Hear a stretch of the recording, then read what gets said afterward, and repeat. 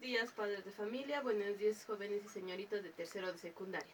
Prosiguiendo con la modalidad de clases virtuales, hoy vamos a poder apreciar el contenido de la materia de lenguaje respecto a qué es la literatura.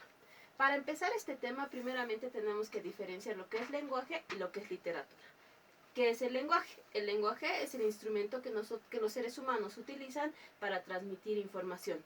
Recordemos que el circuito de la comunicación tiene emisor, receptor, canal, un código y un mensaje. Es a través del código que se utiliza el lenguaje para poder transmitir emociones, sentimientos, todo aquello que se necesite dar a conocer. En cambio, la literatura se la va a definir como el arte de la expresión oral o escrita. Es por eso que la literatura se va a basar en el lenguaje para poder crear mundos imaginarios, poder crear nuevas historias a partir de vivencias, experiencias y emociones.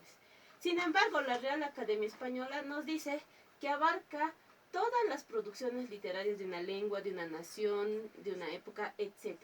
También coincide con que es el arte de la expresión tanto de los textos escritos como de los textos orales, porque recordemos que las primeras culturas han hecho literatura pero de manera oral, puesto que la escritura ha aparecido muy poco después.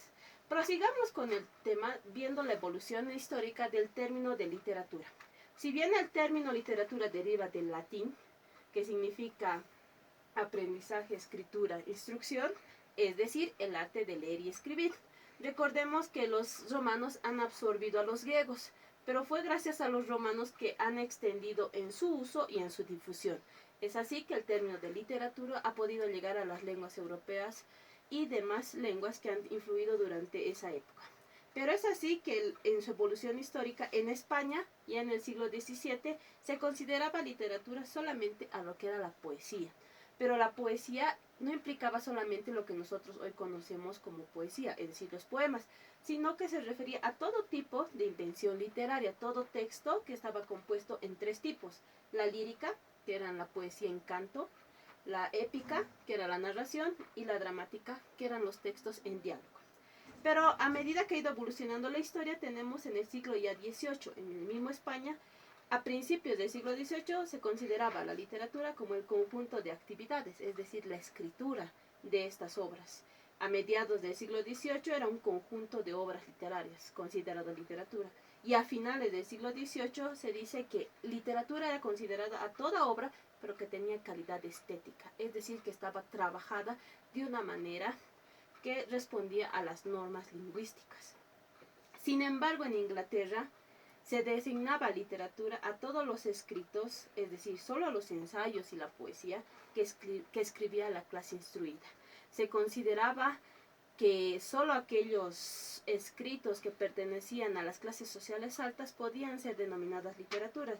Es por tanto que la novela, los romances, los teatros callejeros eran considerados simplemente algo burdo, algo vulgar, que no merecía ser tomada en cuenta como literatura, ya que no tenía creatividad.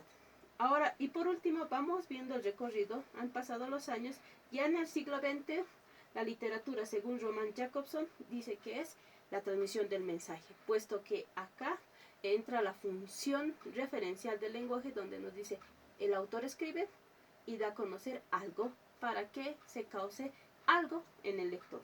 Y a Barthes nos dice que es la práctica de la escritura. Solo aquellos que son conocedores de las lenguas gramaticales, normas lingüísticas, van a poder crear literatura. Y por último, Todorov nos dice que el discurso literario va a partir al analizar la literatura, puesto que tiene sentido e interpretación. Gracias.